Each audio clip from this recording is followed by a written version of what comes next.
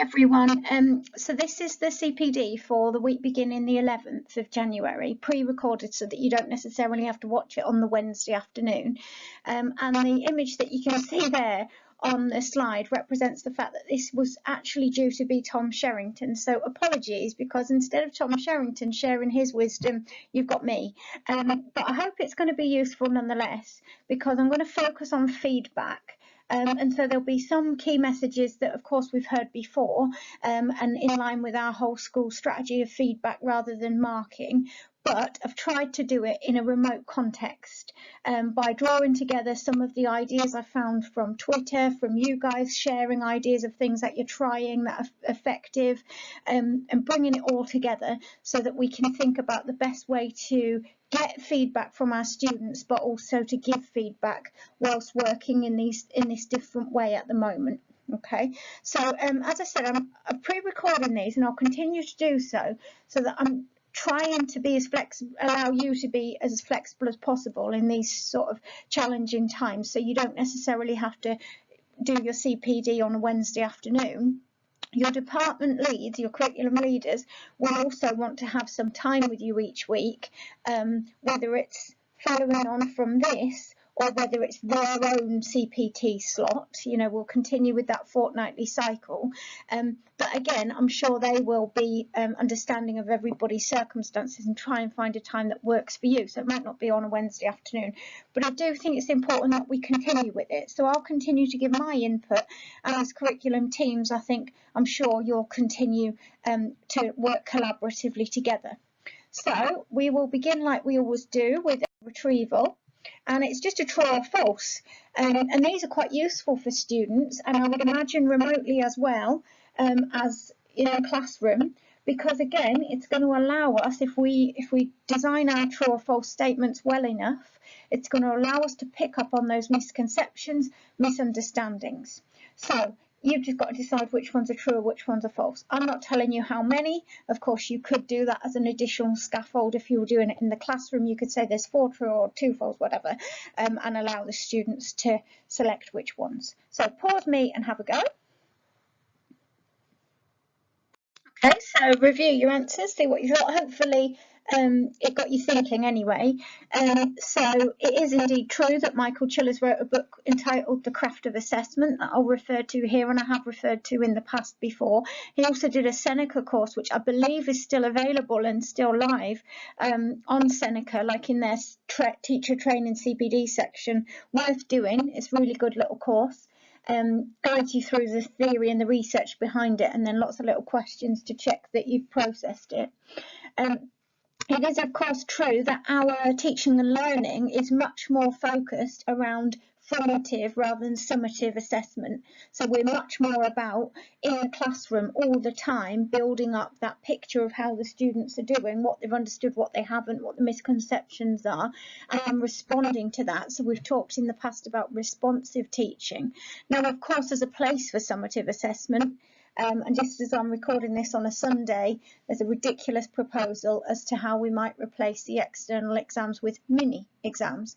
And of course, summative assessment is always on our mind, isn't it? We're always thinking about the fact that those students need preparing for that end point.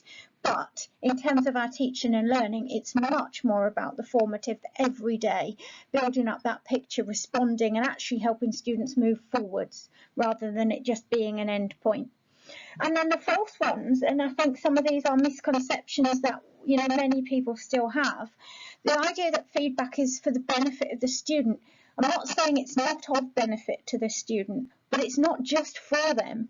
Feedback is, and it needs to be, a two-way thing. It's the teacher gaining feedback as well. And I don't mean feedback in terms of, oh, how did you enjoy the lesson? Although sometimes there's a place for that, especially with remote learning, there is a place for asking the students, are live lessons more helpful than pre-recorded, vice versa. So there's that kind of feedback. But I mean more so feedback in terms of you are getting back from the students a picture of what they've understood and what they've got and what they haven't and what the misconceptions are. And then you can respond to that. So it is a two-way thing. It's not just for the benefit of the student, it's for the benefit of the teacher as well, which of course in the end benefits the student because it leads to more effective responsive teaching. Of course, it's not true that the most effective way to provide feedback is through individualised, personalised actions. I think, we know that whole class feedback can be really effective. And I'm not saying students never need actions. Of course they do. That's the purpose of your building up a picture and then getting your students to respond and to actually change something about the way they've approached that task for the future. But we know that we don't spend that disproportionate amount of time on individual comments and actions, which often then don't lead to the outcome and the improvement that we need to see. It's also not true that parents don't like whole class feedback. And I think that was a nervousness when we first introduced this idea of moving more towards whole class feedback and live marking rather than collecting in a set of books and laboriously going through and marking. What will parents think? But actually, parents care that the children are learning, and parents care that the children are progressing, and when they look through their book that they can see that they've improved from one piece of work to the next. And we know that these alternative feedback strategies allow that to happen. And the final one, which I suppose you could say is a little bit of a trick because of the way I phrased it, the main purpose of visualisers is to allow you to live mark or remotely. Of course, that is a great purpose of visualisers. The trick was it's not necessarily the main purpose, and I'll touch upon some of the ways that if you have got your visualiser at home or some other device that can be used as a visualiser, some of the ways that we might be able to use it, not just for feedback, but also to kind of enhance our, whether it be live teaching or pre-recorded explanations. There is quite a lot of ways we can use that. Okay, so hopefully that's got you thinking and focused in very much on this idea of feedback, which is what the focus of the session is. So just to show you that bigger picture, as I always try to, I would say it's around this area here that we are really focusing on the checking of understanding and the probing questions and making sure that we're gathering from all learners how well they've understood something before we plough on. And that poses new challenges for us in the remote context, but I don't think they're challenges that can't be overcome. So that's really what I'm going to focus on in today's session. And I want to show this again, and I've shown it before, and it links to that retrieval task where I asked you about the Craft of Assessment book. And, in that book, Michael Chillis uses this phrase, feedback to feed forward. And it's about responsive teaching, and it's about improving the student, not just the task. We're not going back and making that one better by adding in the sentences that Mrs. told us to add in. There might be an element of that, but what we're really trying to do is allow that child to understand why those sentences should have been there, how they can incorporate that the next time they do a task. So we're improving them and their learning rather than the task in particular.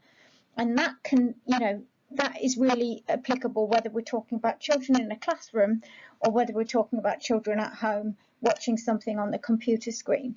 So we'll have to have a think about how best we can ensure that when we're providing feedback, it's to move them on.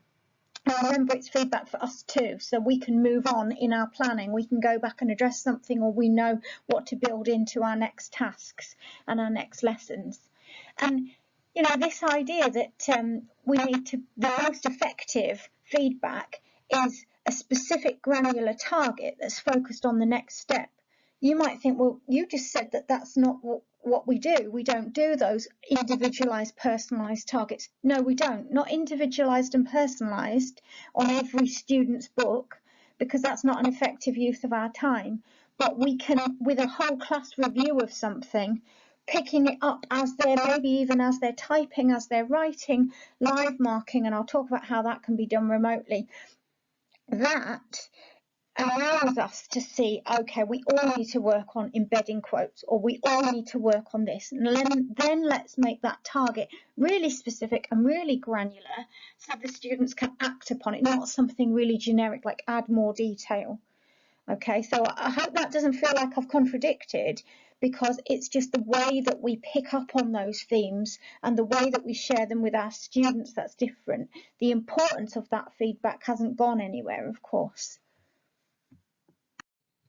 Okay, and I don't really apologise for the fact that I'm reusing slides, because I think it's important to come back to these important principles. We're not throwing new things out, throwing new things out there all the time.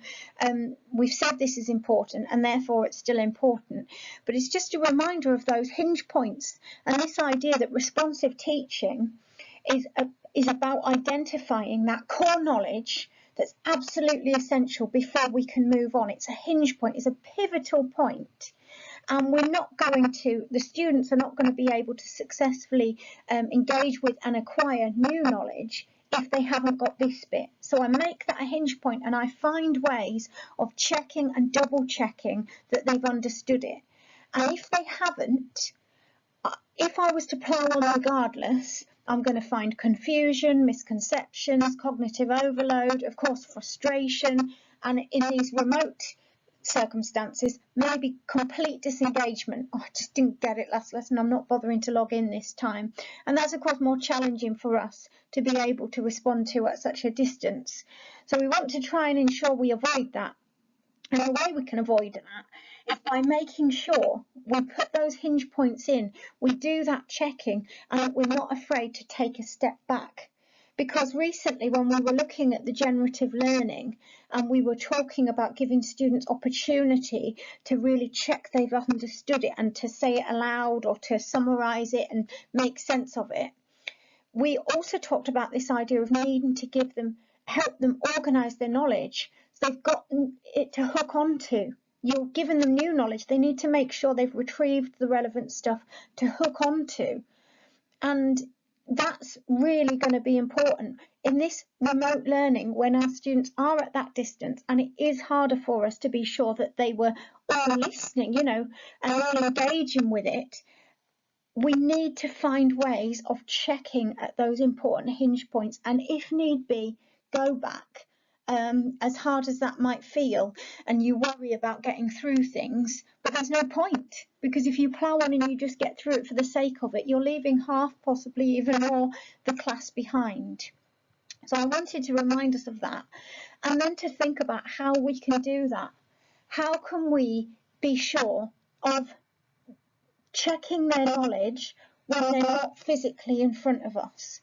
And of course, if you're doing a live lesson, you can do question and answer, but question and answer can't check all students, and it of course can't allow you to be certain that the student is not just taking a lucky guess, if it was a true or false or a multiple choice. They're not able to read their body language like you would be able to in a classroom, because of course we have cameras off. And then we also have to think about the fact that some teachers are not doing live lessons, and certainly don't need to be. There's a place for them. So how can we do it with these extra additional barriers in the way? And one way that we can do it is by essentially watching the students work live. Okay, so on Tom Sherrington, I thought I'd better bring him in, since as this was due to be his session. Tom Sherrington did a blog recently. So I want to draw your attention to a blog by Tom Sherrington. The web link's on there. I thought I'd better bring Tom in somewhere. But essentially what I've given is a screenshot of just one section from this massive database that you'll find on that web link. And what he did is he put a tweet out there which basically just asked people for advice on how best to provide feedback during remote learning, and as you would expect, got massive response, and he's compiled some of those techniques. And on the database there's all sorts of things, other programs and platforms that we wouldn't necessarily use, like Google Classroom and OneNote and so on. I've just included the bit about Teams there, but I know some people do use other things like Padlet, so just have a look and see what's appropriate and relevant to you. I don't want to overcomplicate things, but certainly in terms of Microsoft Teams, there's a few little very simple strategies that we can start playing around with that really will massively help us to gather that feedback, and then of course to respond.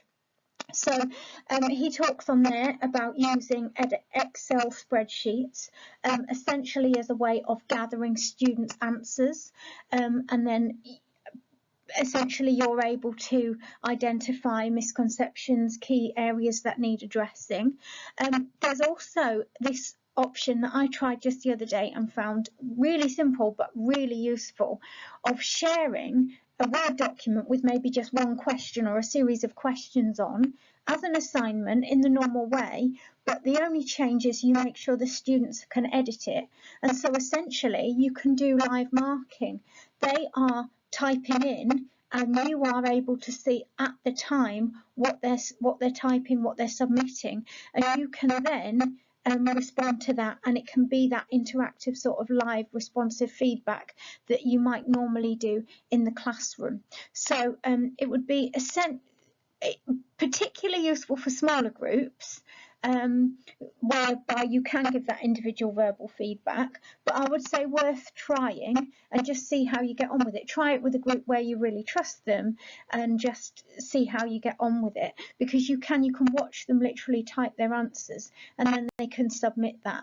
So the way that you would do that, really simple, if you were in Teams and you were setting a new assignment in the same way, and you can obviously alter it to be scheduled to when you want the lesson, when you want the assignment to ping up for the students, attach the Word document. So mine was just simply, I'd given them a little extract, and what I wanted them to do was evaluate it. So it was just a little summary of a study, and I wanted them to pull it apart, you know, small sample size, longitudinal study, dropout rates and so on. I wanted them to practice their skills of pulling apart and evaluating a key study. And so the Word document just simply had the little summary on. It could have been just a question. So I upload the Word document as I normally would. The only thing I need to make sure I do then is press on those three little dots, and it will automatically say students can't edit, and I just change it to students edit their own copy. And that's all I need to do to allow them to be typing in and me to be able to live see what they're doing. It's just worth a try. There's loads of videos, explanations online to explain it probably better than I just have done there. But I think it's one of them things you've just got to try and sort of see how you get on with it. So if I go back, okay, so I'm going back to this idea here, and I'm just going to pick up on this idea at the bottom here about using a PowerPoint slide and essentially allowing students to insert and type straight into that. And this is an idea, I must confess, I haven't tried yet. I am planning on trying it tomorrow. So I've watched the videos, I've had a play about, tested it out on my husband, but I'm going to try it with year 13. And I think it's the same with all of these things. You just kind of have to be brave to try it and see how it goes with a group that you trust, who are going to be forgiving if it goes wrong. But in theory, it's really simple. So you're doing your live lesson, you're sharing your screen to give your presentation in the way that you normally would, but you just make one slight tweak which allows you to pass it over to particular students, and they can then edit and type into your PowerPoint. So I'm going to try it with my retrieval tomorrow with year 13. So essentially I'll just have built into my PowerPoint a slide, and my particular slide is going to have just a question: what do we know about the brain?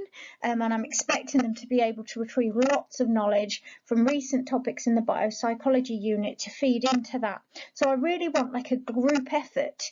You know, one person will think about lateralization, another person will think about localization, and they'll remember the little memory technique for which bits do what. And I really want it to be a bit of a sort of feeding in. So when I am in the live lesson and I go to share my presentation, I select my PowerPoint. At the top, what's going to come up is this. Normally I just ignore it and then it disappears again. But what I'm going to do tomorrow is I'm going to click on that little drop down button where it says give control, and I'm going to select the student I want to give control to. So I'm going to put Matthew on the spot, for example, and then Matthew is going to be able to type in to that blank slide, or if I've just got my one big question on, and then I might swap control to somebody else, and then I might mix it up with a bit of verbal question and answer as well. So if somebody makes a mistake or sort of demonstrates that something's lacking, I might bring somebody else in verbally. I might say, oh Josh, could you just correct what Matthew's put there? Can we spot what's gone wrong? Or you know, Gwen, could you add to what Abigail's expressed there? Can we remember the detail? Can we remember the key name? And then that's going to allow that kind of, that group effort that I kind of miss when we do things remotely, and it's going to allow me to get that feedback of where the gaps are, what we need to go through. So it's not a retrieval in the true sense of it, because I'm allowing them to work collaboratively, but they are still having to think for themselves and retrieve their knowledge, and I'm putting them on the spot. And it's just another little method that certainly I'm going to try, and some of you might have done it, and any feedback, any hints or tips that you've learned along the way, gratefully received, I'm sure. So that's just another strategy to try. I want to return to this idea about the importance of the visualizer, and I know not everybody has a visualizer at home. Lots of people did collect them from school, but not everybody. But you can use alternatives. I understand, you know, your camera on your laptop or your webcam, or even your phone. But if you are able to use something as a visualizer, just remember that idea about being able to live mark. Even though you haven't got the students' books in front of you, we shouldn't sort of disregard that completely. If you've got an example essay, if you've got a waggle, if a student has submitted a photograph of their work, then you've got it electronically. We're not talking about printing out here. And use it in that same way for live marking, whether it's under the visualizer or whether it's just a photograph that a student has sent in. Anonymize it and do all of those same things that you would do, you know, highlighting any mistakes or errors, but allowing students to think for themselves on how they could improve their work, look back at previous work, getting the students to look back at previous work and compare and improve. And so many different things that we can do, but this idea about, you know, live marking onto the visualizer, we should cling on to that, because I think it could be really helpful for our students. If we're setting them up with a task and we can provide an example of a student from a different class who's previously done it, or one that you've done, and we can step them through it, and from that identify the excellence criteria, that's the really good use of that 10 minutes video explanation. You know, we're not saying all lessons need to be live. We've been very clear on that. We're not saying that you need to do hour-long video explanations. If your video explanation is 10 minutes, but it's setting the students up for a task because you're picking apart a waggle or a good piece of work, or you're providing feedback using a submitted piece of student work, then that is really quality kind of teaching and learning going on, and that's going to benefit the students.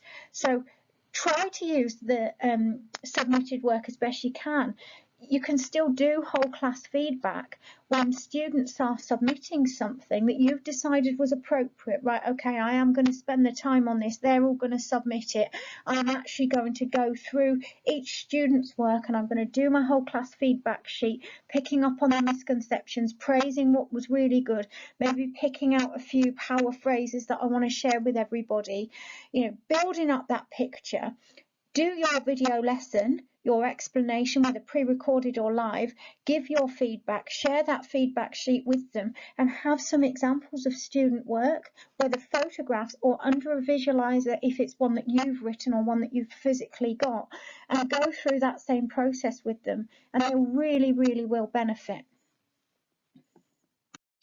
One of the final things I want to share with you, and again there's sort of a follow-up link to read it in its entirety, is a blog by an RE teacher who she shared a lot about how she's coped with remote learning and setting of remote learning, but this particular blog of hers was specifically about whole class feedback via remote learning, and she's just reminding us really of some of the good practice when doing whole class feedback and how you can apply it in that remote context. You know, so she's reminding us that in this instance they won't necessarily have had a chance to see each other's work, so let the class know what the common misconceptions and errors were, but be really specific in your praise and your advice, and show them examples, And use annotation tools as well, whether that be on PowerPoint or whether it be on another platform that you're comfortable using, like Padlet, for example. I know some people are keen with that, but use those annotation tools. Have the example of the piece of work,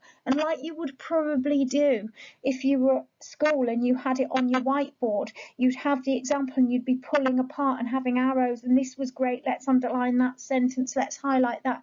You can do all of that in either a Word document or a PowerPoint document, or on a piece of paper using a pen and your visualizer. So we've just got to kind of cling on to those things that we can do that we know are really effective. So again, that would be a really good blog to just have a little read through, maybe as a department, and discuss it, and what bits can we take and how can we use it. So I'll just share with you one final idea, and that is about use of forms, MS Forms. I've mentioned it. A lot of you are already familiar with this, so apologies if I'm just, preaching to the converted here. But just when you're in the assignments function on Teams, you can obviously go to create, and it gives you that option. And most of the time we're clicking on assignment, aren't we? But what you could do is you could click on quiz, and that would allow you to set up a quiz, a multiple choice, a series of questions that you can really simply set for your students and build up that picture. So once you've done that, you'll either already have one that you've created if you've gone the other way about it, if you've done it in Forms first, or if you're going to create a new quiz, you would obviously just click on that. You can add an image, and you can kind of make it your own, of course, in the usual way. You can do multiple choice questions, open-ended questions, so text, rating if you're trying to gather the students' views on a particular strategy. So kind of you select what type of questions you're wanting. And then you can tell them whether you want to assign points to each question, which would be great if you're trying to set it up as a competition quiz, get a bit of competitiveness going. That would be quite good for the students. You can have as many or as few choices as you want. When you've typed in your question, obviously, and then you type in your options, you just keep clicking add option for as many options that you want in your multiple choice question. You can also allow multiple answers just by clicking on that little dot there. So you can say which of these and allow students to tick a couple of options.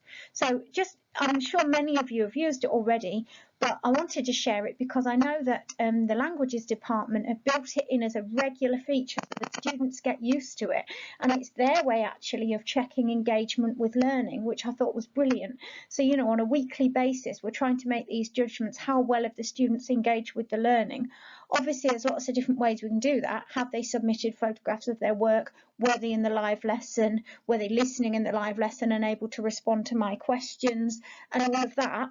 But actually, if you designed on a weekly basis, possibly, or whatever works best for you, a Forms quiz that was just then set as an assignment on Teams, whereby they wouldn't be able to do it if they hadn't engaged with the tasks that week, it will then allow you to pull off that report and you'll get that picture, and you can make those decisions about whether phone calls home need to be made, or whether this is something that is becoming a consistent problem with a particular student.